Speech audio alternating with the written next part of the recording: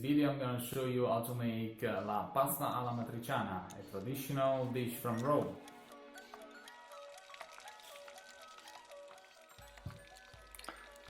Okay, so let's cut the pork cheek. What I'm using here is a very typical and traditional cured pork cheek. We just get rid of the skin, then we cut it off, and we just cut small strips of 1 centimeters.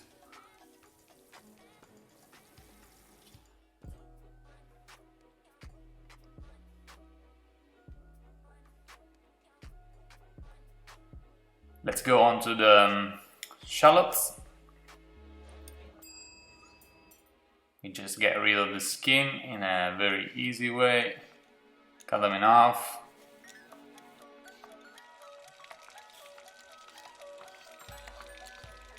And then with a small paring knife, we're just gonna take the skin off.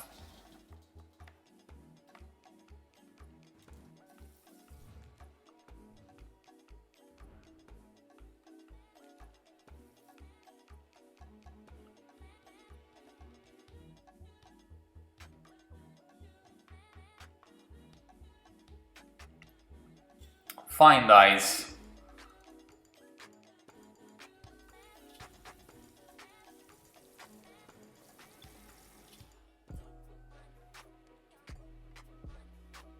Okay, now let's get a wide non-stick saucepan. Let's put it on a medium to low heat, and then without any oil whatsoever, we just put the pork cheek that we previously sliced with the shallots, and we let it go really slowly on the fire until the fat comes out of the pork cheek. Let's put some water on the fire for our pasta.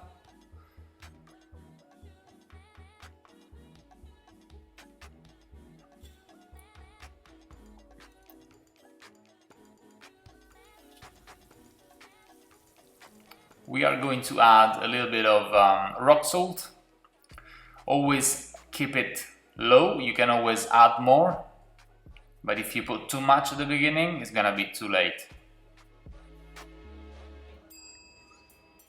Remember that we are going to also add pecorino and parmesan cheese at the end, which are very salty, so we always want to keep the salt in the water quite low.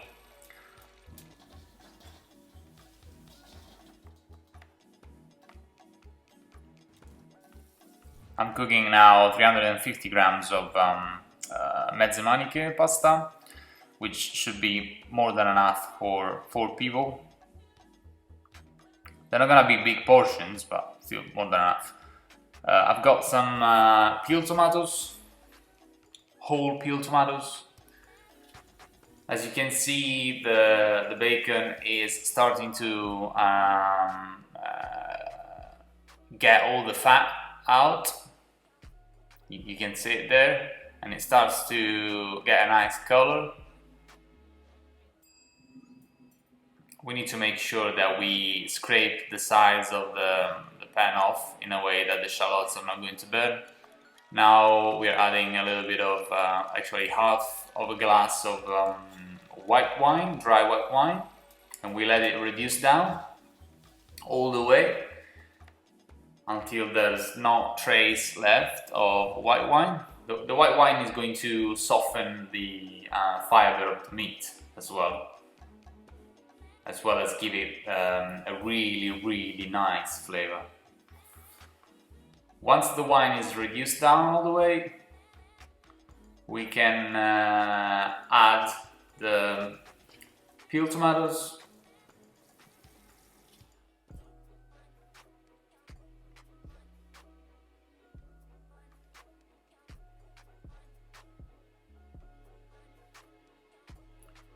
whole peel tomatoes, which we are going to also crush a little bit with a fork. Not too much, because at the end result, when the sauce will be ready, we want it to have a little bit of chunkiness to it. So just quickly crush it.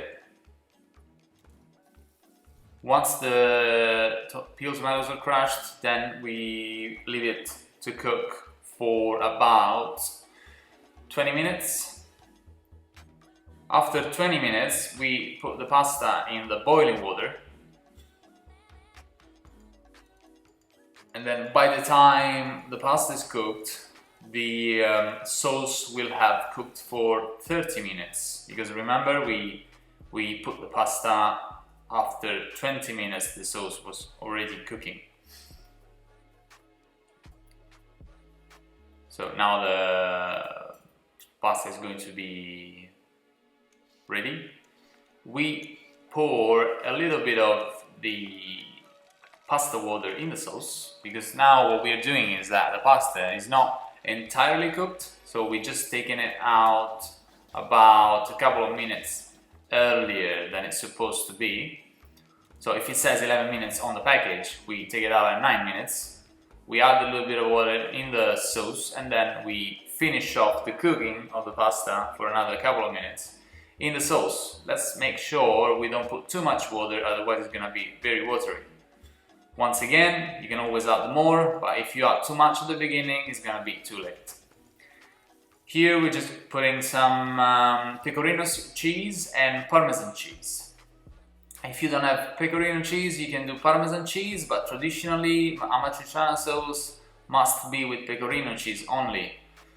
Parmesan is only an addition that I'm putting just to give it some personality, some different touch to it. And that's it. It's ready. As you've seen, we didn't use any olive oil, because basically this is a very poor dish traditionally, and the only fat that is being used is the fat from the pork cheek.